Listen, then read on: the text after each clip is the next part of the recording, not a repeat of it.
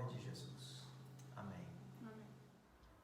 Oi, queridos, boa noite, tudo bem?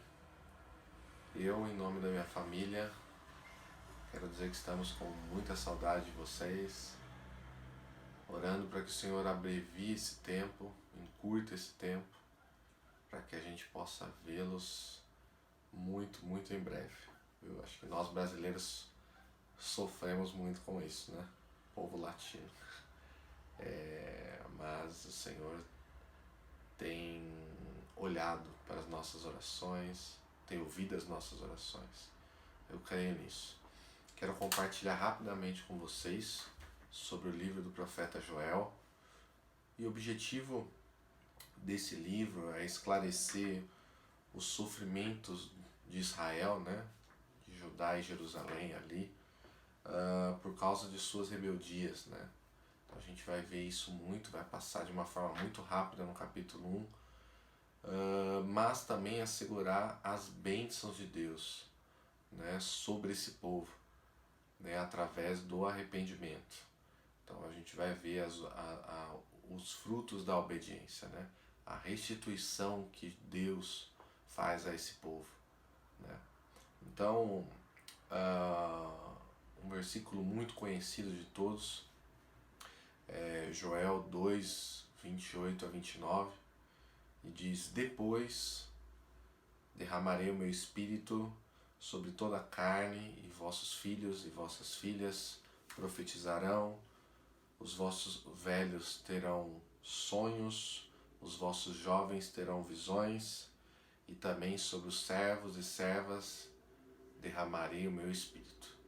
Então, acho que muito oportuno esse versículo para os tempos de hoje. E eu lendo isso, a palavra depois, isso intriga um pouco, porque se está escrito depois, tem algo muito importante que vem antes.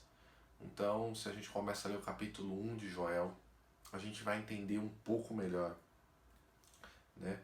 E no capítulo 1 ali, o profeta Joel vai narrar uma praga que aconteceu com o povo de Judá e Jerusalém, uma praga de gafanhotos que devastou todo o campo, toda a lavoura, né? E o povo sofreu bastante com isso, é uma praga mesmo de gafanhotos.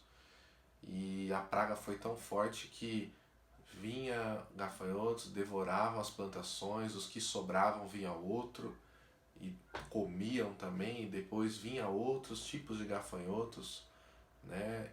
E devoravam mais coisas ainda, plantações, etc.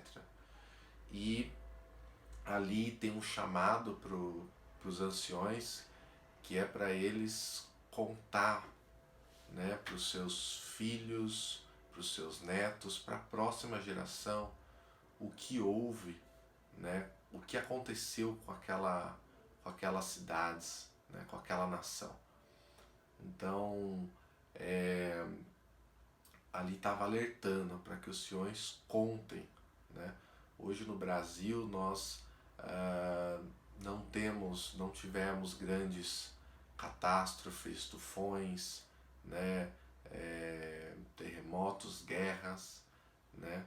E outros países tiveram e sabem talvez lidar muito mais do que nós com esse tempo que a gente está vivendo, né? Mas o Senhor, eu tenho certeza que Ele quer nos ensinar algo com isso. Ele tem algo para falar para nós sobre isso, sobre a minha geração principalmente. Eu nunca vivi algo parecido, né? E Deus tem trabalhado no meu coração, no coração da minha esposa, né? E tem falado conosco. Então, nossa oração é: Deus, o que o Senhor quer falar conosco nesse tempo? E certamente falarei para minha filha quando ela estiver mais velha sobre isso que a gente está vivendo. Então, ali no versículo 5, diz que o povo de Judá e de Jerusalém, eles estavam se embriagando muito, né, com vinhos. Então, eles estavam muito dispersos do que estava acontecendo, eles estavam longe de Deus, né? Eles estavam colocando muitas outras coisas, né, e deixando Deus de lado. No versículo 8 do capítulo 1 já começa a apontar para uma noiva em desespero, né? Então, uma noiva chorando por Jesus. Então eles começam a cair em si, né? E eles começam a jejuar, né? Eles começam, porque todos ali eles começam a ter saudade do noivo, saudade de Jesus, né? E por isso eles jejuaram. Muito parecido com os tempos de hoje. Nós temos saudades de Jesus. Nós temos saudades dele. Então, nesse tempo, é tempo de clamarmos a Deus. É tempo de jejuarmos. É tempo de gastar tempo para ouvir a voz de Deus. No meio das nossas agitações, a gente tem uma parada forçada. E esse tempo, Deus tem se revelado. Eu tenho certeza que ao passar esse tempo, a gente vai ver uma igreja, a gente vai ver famílias, né, mais cheias de Deus para avançar no reino de Deus. Então, algumas traduções ali nesse versículo 5 diz que chorem com tristeza, como uma jovem que perde o noivo antes do casamento. Então a gente vê que é um pranto mesmo, é um clamor, né? Muitas coisas a gente pode extrair do livro de Joel. Tem 3 capítulos. 3 grandes eventos ali chamam bastante a minha atenção. O primeiro deles, ele fala do dia do Senhor, que em Joel 2:1. Então, o grande dia do Senhor tem a ver com o juízo de Deus, né? Muitas pessoas não têm explicações do que está acontecendo hoje, né? Mas nós temos Jesus.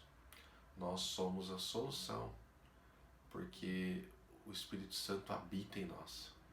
Naquele tempo, Jesus não habitava em nós, ele habitava no meio do povo. E hoje, Jesus habita dentro de nós. Então, nós somos as mãos, como aquela canção de Daniel de Souza. Nós somos os pés, nós somos os olhos. Então, nós somos agentes de paz, nós somos servos, filhos de Deus, né? E aqui no capítulo 2, no versículo 12, na verdade no capítulo 2, no versículo 1, ele vai falar tocai a trombeta. 2 vezes ele vai falar tocai a trombeta.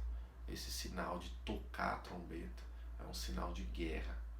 Então eu entendo que nós sim estamos vivendo um momento de guerra, de nos colocarmos as armaduras que Paulo diz em Efésios, né, e guerrearmos contra as artimanhas do inimigo, as artimanhas de Satanás. É um tempo de guerrearmos. E a igreja tem poder. A igreja, Deus deu poder à igreja, deu autoridade à igreja. Amém? Eu creio que a gente deve, né, seguir e tomar posse disso. Tá? Então o Senhor diz, ainda assim, ali no versículo 12 de Joel 2, ainda assim, agora mesmo diz o Senhor, convertei-vos a mim de todo o vosso coração. E isso com jejum, pranto e choro. Rasgai vosso coração, e não as vestes, e convertei-vos ao Senhor. Então o Senhor eu vejo que o Senhor nos está dando oportunidade de voltarmos onde caímos e recomeçar. Convertei os vossos corações. Então essa palavra está muito forte. Convertei os vossos corações e eu me voltarei para ti. Então é um tempo de nos humilharmos diante de Deus. Aqui fala, não rasgue suas vestes, mas rasgue o seu coração. Ou seja, não suba em plataformas para falar sobre arrependimento. Não mande lives, né? Às vezes para falar de arrependimento, mas comece em sua casa. Comece com sua esposa, com seus filhos, com seu marido. Comece em casa tratando de arrependimento. Houve uma pregação há muito tempo atrás do Mike Shea ou Mike Shea. Tomara que ele não veja isso, senão ele vai ficar bravo comigo. Mas ele diz que o arrependimento vai, o avivamento começa quando filhos, família, sentarem ao redor da mesa e começarem a orar, e começarem a pedir perdão, né? Então a gente está vivendo um tempo que é tempo do Senhor. O Senhor está no controle de todas as coisas e Ele reina. E temos vivido um tempo de ouvir a Deus. O Senhor, sobre ainda arrependimento, eu também ouvi, eu não lembro qual foi a pessoa, mas isso ficou muito forte, que o pior que o sofrimento é não saber que precisa se arrepender. E o pior disso, de saber que não precisa se arrepender, é não conseguir saber do que se arrepender. Não sei se ficou confuso para vocês, mas o fato de a gente não entender que não precisa se arrepender é sinal de orgulho. Se a gente não se arrepende em nossas orações, como postura, como indivíduos também, como conduta de marido, de filho, nós precisamos nos arrepender como nação. Nossa nação é conhecida por muitas coisas que não provém de Deus, mas por causa da conduta nossa. Então, pequenas corrupções, né, traduzindo é o jeitinho brasileiro, sobre abuso de crianças, sobre a violência nos lares da mulher, né? Nós precisamos nos arrepender do orgulho, de achar que somos bons, que sabemos, né? Nós precisamos nos arrepender como nação. E eu creio, como diz ali em 2 Crônicas 7,14, que diz: se o meu povo que chama pelo meu nome se humilhar, orar e me buscar e se converter dos seus maus caminhos, então ouvirei do céu, perdoarei os seus pecados e sararei a sua terra. Se o meu povo que chama pelo meu nome, intimidade, esse é um tempo de sermos íntimos de Deus, de orar aquilo que está no coração de Deus, de ser íntimos do Pai. É um tempo de chorarmos na presença de Deus. E um outro, terceiro e último aspecto de Joel é que o Senhor andava no meio dos seus, né? Você vai ver lá em Joel 3:21. Então, naquele tempo, como eu falei, Deus habitava no meio do povo, né? E nós somos morada. Hoje Deus habita em nós e nós somos templo do Espírito Santo. Nós somos morada. O que nós temos enchido nossas mentes, o nosso coração nesses tempos? Desligue um pouco, desligue de notícias, de noticiários, né? Notícias importantes vocês vão saber, vocês não vão ficar desavisados, mas desligue e leia a palavra de Deus, né? Cante louvores.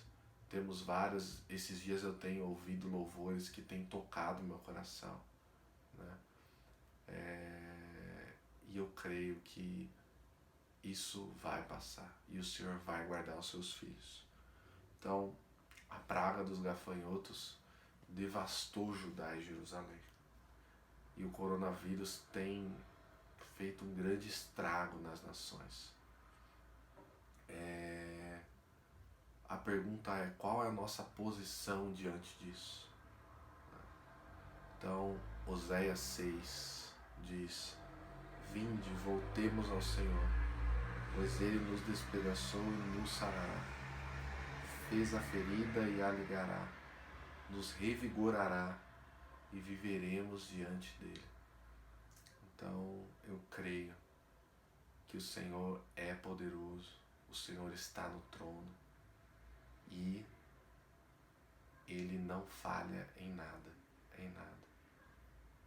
Então, curta esse tempo precioso com seus pais, com seus irmãos, se tiver, e desfrute desse tempo. E em breve estamos juntos. Um grande abraço, Deus abençoe.